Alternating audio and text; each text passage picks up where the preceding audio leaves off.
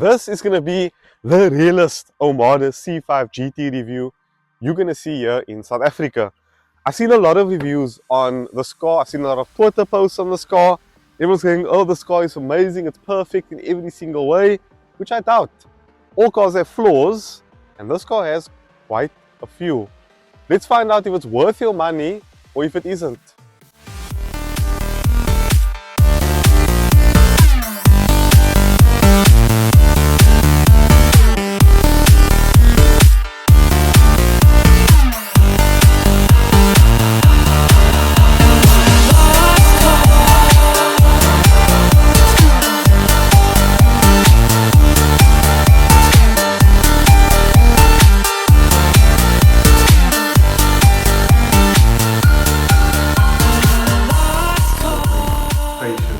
Ladies and gentlemen, they are giving away a PlayStation 5 on the 8th of June here at Tyger Waterfront. The draw will be live, so if you come down with your family, you'll see the VapeStation. I think David, that's behind the camera, will pull the name himself on the system, and we will see who wins the station. In order to win this PlayStation, ladies and gentlemen, you need to be signed up to the reward system and use code LIBERABLE when buying at any store here in Cape Town, and if you're in Joburg, Durban, wherever else, if you use the online store, make sure when checking out to use code LIBERABLE. Thank you so much to the VapeStation for sponsoring this video. I really appreciate it. Enjoy the video ahead. Okay, let's quickly talk design before we go further. So this GT has the gold accents here on the bonnet and on the badge. And also this strip here is gold along with this strip here at the bottom. My brother said something interesting. He said it looks like a Smeg toaster.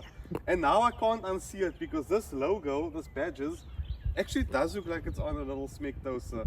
You've got your DRLs over here and your headlights. This is full LED with automatic brights as well in the bumper cluster. And you've also got this fake like carbon fiber look over here. The car's a bit dirty. I actually properly drove this car everywhere this week. Moving to the side of the Omoda C5 GT, you have these 18-inch wheels on the GT model. This badge is even starting to flake off. The red is coming off on the badge already. There's a GT badge there. You've got your indicator, look at that, embedded into the mirror. You've also got chrome accents here on the handle. The door goes all the way down, so it will protect your feet from mud as you climb out of the car if you do dirty the side. The vehicle moving all the way to the back here of the C5 GT 290T. You have this light bar here across, which I probably shouldn't show you a nice night shot now. If you can't see it, then yeah, these also play a bit of a dance. Have a look. Nope. Yeah, there we go. And on. Yep, bit of a dance like an Audi. And then you've also got this fake looking exhaust pipes over here, which is completely fake. Again, this carbon faux look here on top. 290T badge in gold, GT badge which is starting to flake, and a C5 badge over there. Check it out, the boot opened and I never even touched anything. Now that the boot did go open, you've got a no spare wheel, but a tray here underneath. You've also got a 12-volt output on this side over here. You've obviously got your boot light over there as well. No tie-down points, no tethering points, except for the baby seat here at the back. But disappointed in that, so if you do have carrier bags or things like that, they will topple over when you are driving. Let's just check out the back seats quickly and take it from there. Stepping into the back seat of the Omoda C5 GT, yeah, you do knock your head because the roof line here is so low of this vehicle. The entry point is so low here on the vehicle. Headroom, very nice. Legroom, very nice. This is in a very short person seating position, so take that with a pinch of salt. You have your ISOFIX points over here for your baby seat, and then you've also got your USB type A port and your air vents over here in the center. On the door, you've got gold accents, and you've got a tweeter and a woofer for the 8-speaker Sony sound system, which we'll talk about more when we go for a drive. Okay, let's talk about this Omoda C5. Let's get real quickly. When you start the car, it defaults to eco mode. You have to press a button to put it in normal mode because the eco mode is too delayed on the throttle. It makes the throttle a bit too squeegee. I want to show you guys something quickly. There's a minor hill here in front of us, right? If we try and pull away quickly now, like just try and pull away from the robot. Did you hear that? The car gives a rev and then it pulls forward. So what you have is a car. I'm going to try and turn the auto hold off just to check again. Again, it doesn't drop the dual clutch transmission clutch a little bit. And then as you put your foot down, it starts clamping like a Golf or a Hyundai or another DCT transmission. It properly revs. And a lot of the time I was getting wheel spin from trying to pull this car away. This car costs 589,000 Rand. You can't even get a Hyundai Creta with these features for that price. And this is where my review's gonna get interesting now. I wanted to hate this car. I wanted to tell all of you, do not buy Chinese cars. The wheels are falling off, the rear axles are breaking. That aside, actually no, not that aside. I don't know exactly what happened to that Omoda C5. I don't know why the rear axle broke. I don't know why there are reports of these cars like just having axle failures. I don't know the reason. And if I'm gonna comment on it, I'm gonna get into trouble with a lot of you and Omoda because I don't have any knowledge in that space. So if you have an Omoda C5 and you've experienced issues, the only way we can experience this is if you, the owners, go into the comments and tell us the problems you have with these cars. Then I will know how to make my next video, because Tiffany is reviewing the Cherry T7 Pro on Monday, and I'm gonna be curious how that car stacks up reliability wise in the comments below. So please guys, filter your comments in, bring it in. I want to know your guys' history with Cherry, Haval and all these companies, so Tiffany can make a proper like based review and kind of go into the car and on a reliability standpoint, which I can't do here. The drive, steering, honestly decent, brakes nice feel, throttle pedal in normal mode, very boosty. Like I mean boosty to a point where this thing feels like an old 80s turbocharged car. You put your foot down and then nothing, and then all of a sudden all the boost coming and your head but goes back in the seat and it accelerates, and it accelerates hard, properly hard. The performance here is, I'm not gonna lie, very exciting. I'm really impressed, but it is let down by the 7-speed dual clutch transmission, which is very jerky. And then when you're actually on the power, it doesn't shift fast at all. I expected to shift faster than what it does. We've got a 1.6 liter turbo GDI engine specific for the C5 GT. You can also get this car with the 1.5 on the lower trim levels.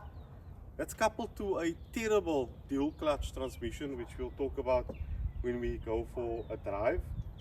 The engine, however, impressive. 145 kilowatt, 290 Newton meters of torque. This thing shifts. Like when I say shifts, properly shift. I had 4 people, 5 people in here. The thing runs like no problem and still delivers pretty bloody good fuel economy. Another thing with this car, it doesn't turn on the lane keeping assist every time you start it. It's off if you turn it off. If you swipe on the screen, you can get to all your shortcut settings. Your steep descent or your hill assist control, your intelligent start stop, your lane departure warning, your lane departure prevention. Everything is on a swipe and a touch. Even your bass and treble settings for the decent Sony sound system is in the sound adjustment on a shortcut key. You've got Apple CarPlay, Android Auto, albeit it says wireless. I struggle to get it to connect to the wireless feature. You've got a wireless charging pad below, and also a place to put your sunglasses or keys or whatever the case to be. This one's also got a sunroof.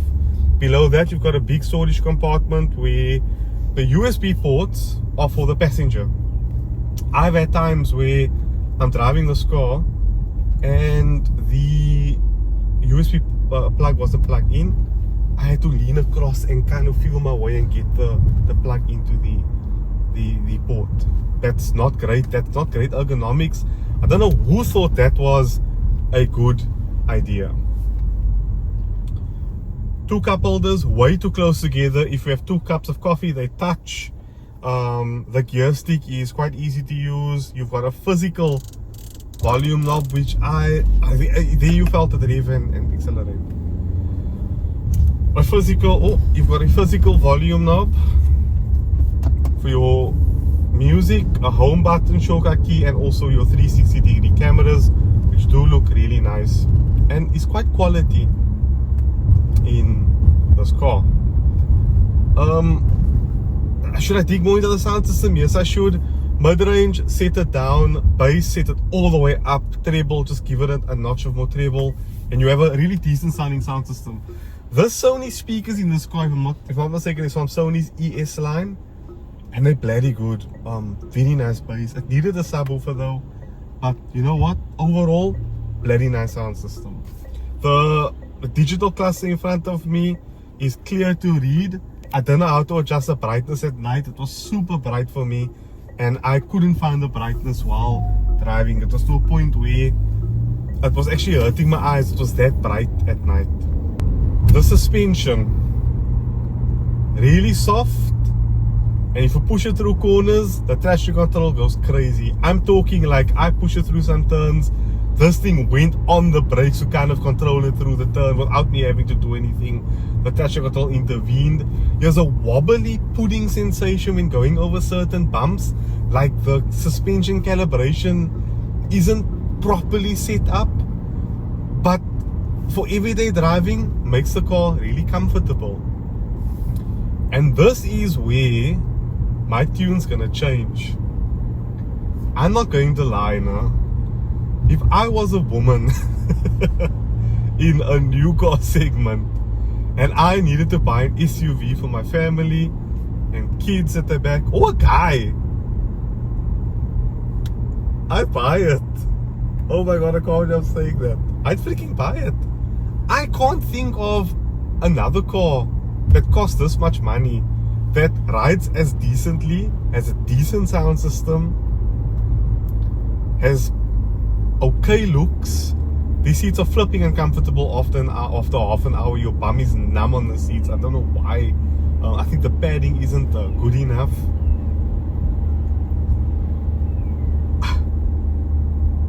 I can't tell you why not to buy this car, and that's a good thing. Whereas with the Order Cat, and if you watch my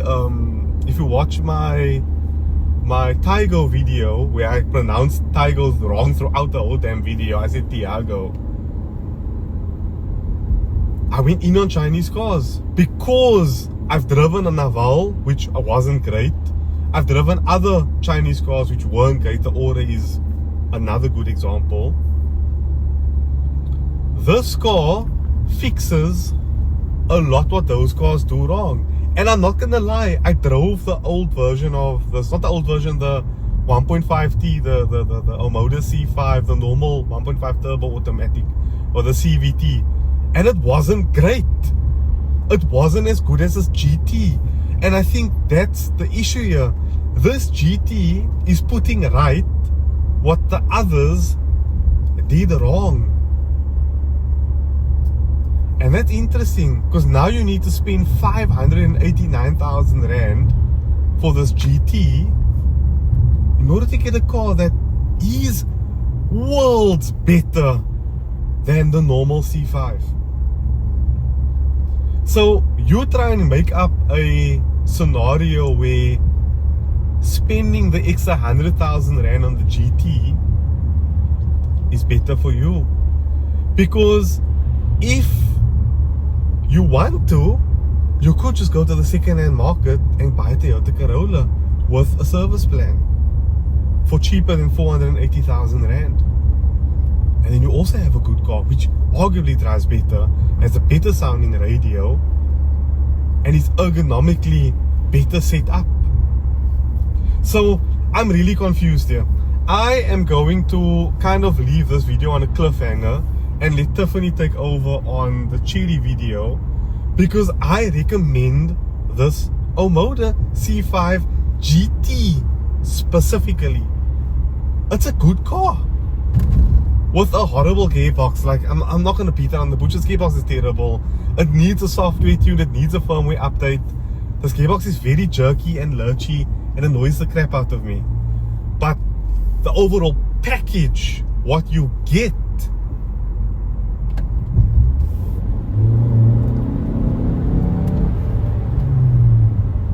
is good.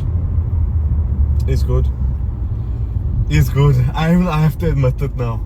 So yeah, ladies and gentlemen, please make your way into the comments and let us know your thoughts on your Cherry, your Haval, your Jaiku, your Chinese car.